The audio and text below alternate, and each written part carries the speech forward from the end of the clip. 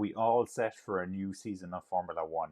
Well, let me tell you, it kicks off very, very shortly. So on Thursday of this week, we have the Bahrain testing, which, as we've seen already, a little bit of excitement. Lance Stroll has been ruled out after an accident, bicycle accident, something like that, during his training to get back into pre-season. So that's definitely not an ideal start for him. But it did get me thinking, right? So we need to talk predictions. Who do you think is going to win the Formula One World Championship this year? Which team is going to be the most dominant team? I think, if you look at drivers, Max Verstappen, Lewis Hamilton, it's the usual suspects there. Within teams, yes, it's still the usual suspects, but what is that final order going to look like at the end of the season? Are Red Bull still going to be on top? Will Mercedes make their way back? Are Ferrari going to redeem themselves? So I figured, let's do some pre-testing predictions. Then after we have the testing, we can retouch on the predictions. Maybe we can do mid-season predictions or revisals, if that's even a word, or something like that. But let's get into it. Right, so what I was thinking of doing, firstly, we should probably have a look at how last season finished up. That would be the best way to do it. So let me see, what can I do here? Oh, before we get into it, please, please, please don't forget to hit the like button, subscribe to the video, and also hit the bell as well if you want to be notified of future videos. Any type of engagement, leave a comment, anything like that really, really helps the channel. As you can see, we've finally gone over the 10,000 subscriber mark, and that was very exciting. It actually happened during the off season, I would say. We're on air, we were doing a bit of the World Cup, the debrief the next day, and we just about got to the 10,000 mark during that time, and it's exceeded it a little bit since then. So very excited about that, and thank you very much for all the support so far. Anyway, let me see what's the best way to do this. There I am. I'm in duplicate, as if one of me wasn't bad enough. Let's also get... oh, that's not what I'm trying to do. Let's get this up on the screen. A lovely background there. Look at that. That's a fantastic photo. I love this one. Classic shot of Ayrton Senna. And from there, we can get directly into the presentation that I've prepared. Look at that. Beautiful. Beautiful. Love the green, as you may have guessed from the whole setup I have here. Green, green, green. Love green, but I am Irish after all. Okay, the constructors' standings after the 2022 season. In 10th, we had Williams 9, Alfa Tauri 8, Haas 7, Aston Martin. 6 was Alfa Romeo, 5 was McLaren, 4th Alpine, 3rd Mercedes, 2nd Ferrari, and in 1st it was Red Bull. Was there anything surprising about that? Well, surprising, I guess, was that Ferrari looked nailed on for the Constructors Championship following testing in the early rounds of the championship last season. But, they let it get away from themselves. They did. They let it get away. You have to say that. Williams were much better, still in 10th place. Alfa Tauri really disappointed with their 9th place finish. I was very surprised about that, especially when you consider the sister team Red Bull finished on top of the standings. Haas, much improved at 8th. Aston Martin, very disappointing in 7th for them. Alfa Romeo is a good performance for Alfa Romeo in 6th. McLaren, they'll be extremely disappointed to have finished behind Alpine. I think Alpine overachieving in 4th. Great result for Alpine. Then Mercedes, of course, will be dramatically disappointed with that. They're going to be shocked with that. Absolutely shocked. All right, let's get into our predictions for 2023. First up, we have Williams in 10th place. And so why do I say Williams in 10th place? Well, let me make it very, very clear as to why I say Williams in 10th place. Much like their livery, I suspect that their performance will also get better this year. So I've liked the gradual increases of the blue and everything else that they've done on the livery. But as I said, last season they were much improved. This season I expect them to get better again. Albon is a very good driver that they have in the car, and he's definitely going to do the business for them. One of the negatives, I guess you could say, going into this season is that Sargent is a rookie, and this will certainly be a weakness for the Williams team. Is he good enough to drive for Williams? Well, he only finished 4th in the Formula 2 Championship last season, and we saw the likes of Mick Schumacher really struggle in Formula 1, even though he was the Formula 2 champion when he entered Formula 1. Sargent himself, he finished over 100 points behind the Formula 2 champion last year, which is Drogovic. And he could well be another Nikita Mazepin for all I'm concerned. So this is a really big concern, and I think Williams will be losing points as a result of this. The change of team principal, don't know yet how much of an impact this is going to have on Williams. Of course, they have the Mercedes engine. It's no longer, though, head and shoulders above the rest of the pack. We saw that last season in particular. But bringing in James Vowles from Mercedes would be, I think this is a masterstroke, to be perfectly honest with you. And it'll take some time for his influence to be felt, though. So that's why I feel that they're still going to be at the back of the pack for the coming season, but definitely making strides forward. So this is what I'm expecting from Williams. Now, let's have a look at ninth place. So who are we going to have in ninth? Well, my prediction is that it's going to be Haas. So dropping back one position from last season, Haas in ninth. Why Haas in ninth? Well, last year they certainly benefited from the new regulations. You know, you can't deny that. It's a fact. And the other big benefit they had is that they had the very powerful yet somewhat unreliable Ferrari engine. And whilst they did take a forward momentum step, they will not.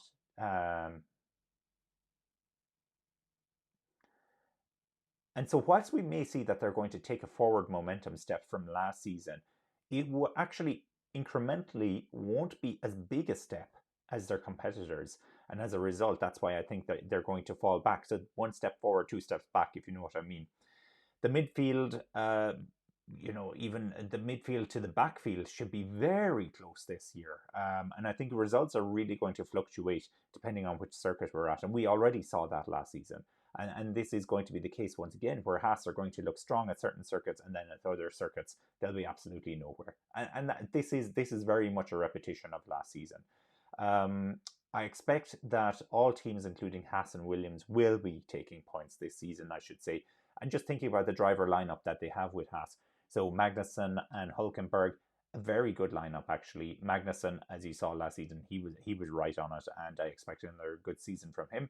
Hulkenberg, will he be able to get up to speed with the new regulations? Well, he already had a shot at the Aston Martin last year, so it shouldn't be a dramatic change for him. His relationship with Kevin Magnussen, that is a little bit of a question, though, I suppose. Um, his relationship with Kevin Magnussen, that is a little bit of a question, I suppose, and it remains to be seen how that works out. Uh, Rocky was one way to put it when they weren't teammates, but both existed in Formula One at one time. My prediction for eighth place in the championship this season is going to be Alfa Romeo. Now, this is where it gets very tight, and it's the hardest to actually predict how the season is going to go. Good established driver pairing at Alfa Romeo. Zhou has a bit of a question mark for me, but he's no longer a rookie, and so this should help to stabilize things ever so slightly. Ferrari power, once again, in the Alfa Romeo, much like the Haas, there is a question over reliability, but there's great power that comes with that. And then the new team principal as well, and the transition into Audi. This may cause a bit of an unsettling effect for the Alfa Romeo team. So, there's a combination of a few things. I do think they'll make forward steps in terms of momentum and development as well, but maybe not as much as the other teams around them, in a similar vein to Haas. So I saw last season as a very good season for Alfa Romeo. I think maybe a slight slip backwards to eighth in the championship this season. That's my prediction, at least, and I'm sticking with it for now until at least we've seen testing, which is coming up in Bahrain. Next up, then, in seventh place in the championship, my prediction is AlphaTauri. So actually moving up from ninth last season, but still relatively low by comparison to where you think they could be. Now, we do not have a lot of insight into AlphaTauri, but they certainly underachieved relative to 2021 last season. Gasly moving to Alpine is a huge loss for them. And I do think that De Vries is probably the best replacement they could have hoped for. De Vries made a very successful cameo for Williams last season, managing a very impressive Q2 in qualifying and ninth in the race when he took part in that solitary race for Williams last season. Yuki Tsunoda is on borrowed time as well, in my opinion. If De Vries, who is still a relative rookie, although, not quite, destroys Tsunoda this season, then I would assume that Tsunoda is a gunner. And who would replace him, though? Liam Lawson. Perhaps Red Bull could try to poach Theo Pourchaire, although I'm sure Alfa Romeo would have something to say about that. So a very uncertain future for the driver academy at Red Bull to an extent, I would say, with AlphaTauri. Certainly, bringing in Nick De Vries was quite an unorthodox move, I felt. Maybe they could have gone with Daniel Ricciardo, but De Vries is an exciting driver, so that's why they've gone with what they've gone. So next up, who's going to be sixth? Well, my prediction is that we're going to have good old Alpine in sixth place in the championship. This is a team that I'll be expecting big things of this season, even though Alonso has departed the team. Now, it may seem ironic that I'm saying I expect big things from them this season, in particular when they finished in fourth in the championship last year, and I'm saying that they will be only sixth. Now, don't get me wrong, I would say this on more than one occasion. This is going to be an incredibly tight midfield. I feel it. This is going to be so tight this season. There will be just a matter of points between these teams. Ocon, he has a lot of experience with the team, and he is a race winner. We shouldn't forget that. He knows the inner workings of the team, and he should be ready to hit the ground running. He really put it up to Alonso last year, so he won't be as scared of the challenge that's ahead of him. Gasly, though, is a fantastic addition to the team as well, and I don't like the idea of two French drivers in a French team. It's just too nationalistic, if you know what I mean. But regardless of this, it won't slow down the team, and it is this is an incredibly exciting pairing of drivers. The real issue, though, may lie underneath the engine cover. So the Renault engine has not been impressive over the last few seasons. Actually, I can't remember the last time it has been impressive. And I don't see a huge scope for them to make dramatic changes to this engine this season, given that the engines, well, they're relatively locked down under the new regulations, and only small changes are being allowed based on the credit system that's in place at the moment. Then we need to get into another very important topic here. The history between Ocon and Gasly does not bode well for a harmonious team relationship, and this friction could really hamper the inner workings of the team. Team orders, coming together, infighting, low morale. All of these suggest that Alpine will struggle to be a very, they'll struggle in a competitive midfield, is what I'm saying. I need to get the words out. But you know what I mean. That means in fifth place, now this is a little bit of a surprise, I think. It suits the color scheme, by the way, very well. Aston Martin. Alonso has been added as the superstar driver to replace Vettel. This really is a move of intent from Aston Martin, and they've certainly been splashing the cash to achieve their targets. Aston Martin started on the back foot last season, much like Mercedes. This is because of the fundamental design error, the low rake aero design of the car. Okay, so this is something that they've had to rectify, also something that we've seen Mercedes really started to rectify towards the end of last season as well. Aston Martin also claimed that the new car contains almost completely new pieces. So I think I've seen them quote that like 90% of the parts in the car are completely new from last year. So they put a lot of effort into development. Now, in terms of budget cap, I don't know where all of that sits, but it is what it is, okay? Let's call a spade a spade. Stroll knows the car and the team very well, but regardless, he needs to ensure that he is not as mistake prone as the last few years. A little bit of spatial awareness, I think, would certainly help. The fact that he's going to miss the preseason testing as well, this is huge, because he won't be up to speed with that car by the time the Bahrain Grand Prix comes around at the beginning of March. Calling Aston Martin in fifth place is one of the biggest, I'd say it's one of the biggest gambles in my predictions for this season. And it's worth noting that the midfield will be incredibly tight. You see, I've said it again. The top three will likely be out in front, and then the midfield to the backfield will fluctuate dramatically. Come the end of the season, there could well only be a handful of points, between fourth and seventh in the championship, in my opinion. Rightio, getting into it. Next up, fourth place. It's going to be McLaren, I think. So why do I think this? Well, McLaren have already admitted to being on the back foot in terms of major improvements from the wind tunnel. They are coming, but they won't have the parts available for the beginning of the season or for testing. Now, the upgrades, as I said, they'll miss the testing, so they'll need to incorporate these during the practice sessions, which is far from ideal.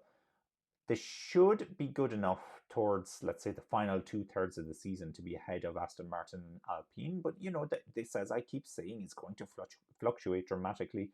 Norris, as a driver, he's a superstar. He's a superstar in the making, let's put it that way. And he looks like he may be championship material or championship potential in the future. Possibly already is, but he just needs the car underneath him to get him there. Piastri, certainly worth discussing as well. So he'll need to get up to speed with Formula One after winning the Formula 2 championship back in 2021. In that very season, the previous Formula 2 champion Mick Schumacher was struggling to make a mark on Formula 1. So Piastri does feel like a development option, because I would expect Ricciardo probably to have had a better season in 2023 than Piastri would have, if he was still in the McLaren. But Piastri will come good with time, and that's why I see this as a development step. He needs this season in the car. He needs this to get up to speed, no pun intended. Can McLaren still come forth as a result of this? Well, I think if the car is as strong as we believe it's going to be after they implement the changes from the wind tunnel, then fourth will be on the cards. And even fourth may be considered as a bad season for McLaren. We all know McLaren want to be back at the front, so they would be disappointed with fourth. Now, this is where it gets really tasty. To number 3 on my list, and it's Ferrari. Can you believe it? Ferrari in third place, not in first place, not in second place. Consistency, once again, I expect will likely be the problem for Ferrari this season. Can they develop as well as the others? I really saw them fall away towards the end of last season. In particular, they fell away from Red Bull and they were caught by Mercedes towards the end of the season. Okay, their priorities probably changed when Verstappen won the championship at such an early stage, but still, I wasn't convinced that Ferrari were able to keep up with the development race in the same way that Red Bull and Mercedes were able to. Change in team principle as well, this could prove to be a masterstroke or a disaster. Technically, I believe that Binotto was pushing the team in the right direction. The car made great advances with the engine, everything else. It was more on the personnel, strategic side of things that Ferrari really floundered for the first 3/4 of the season even. It was a running joke at one point in time. The strategy and the pit lane compliance, it just needs to improve. Can Vasseur bring an improvement here? Potentially he can.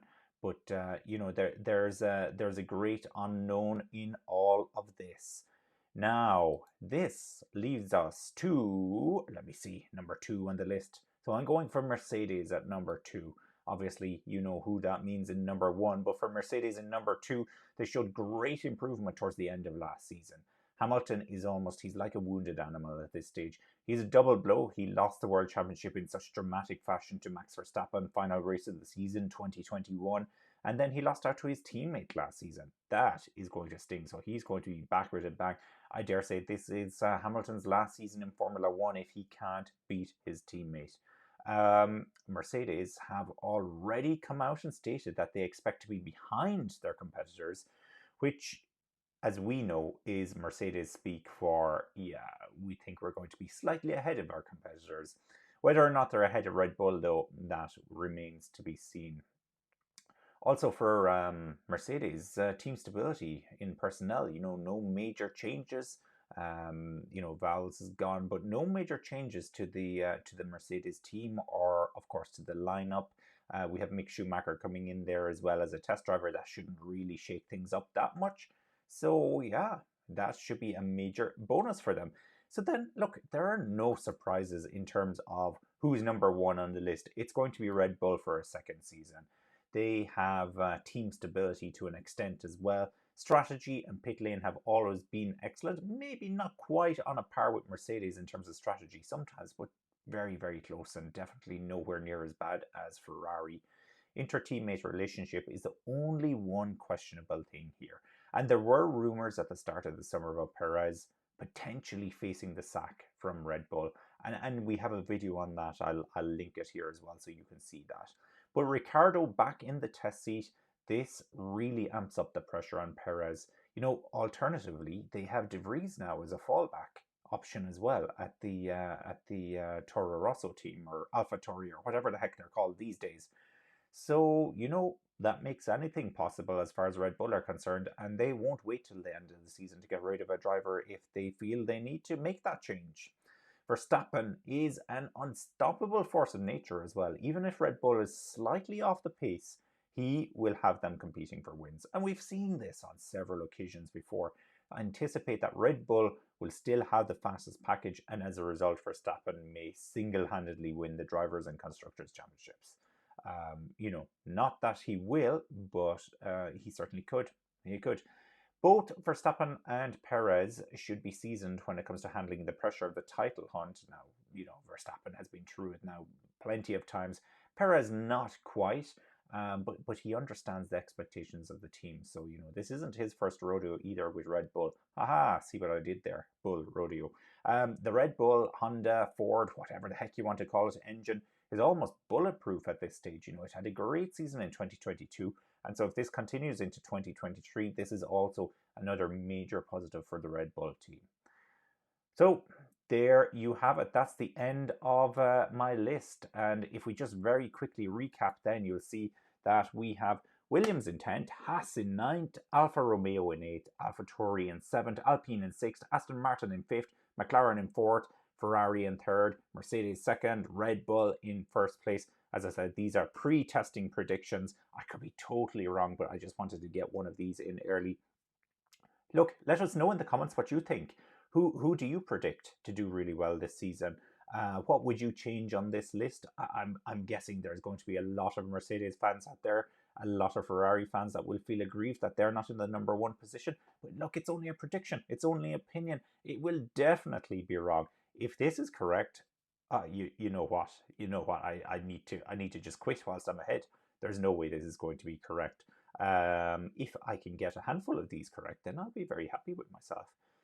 Anyhow, the season is just around the corner. So after the preseason testing is done, let's have a very quick check-in again on predictions and, you know, see if we're still comfortable with this. And I keep saying we, but I should say I, if I'm still comfortable with this. Anyway, thank you very much for joining us as ever. Don't forget to hit the subscribe button and like the video and comment and hit the bell as well. And look, it's coming over my face there, but don't worry about that. Thanks for joining us, and speak to you very, very soon.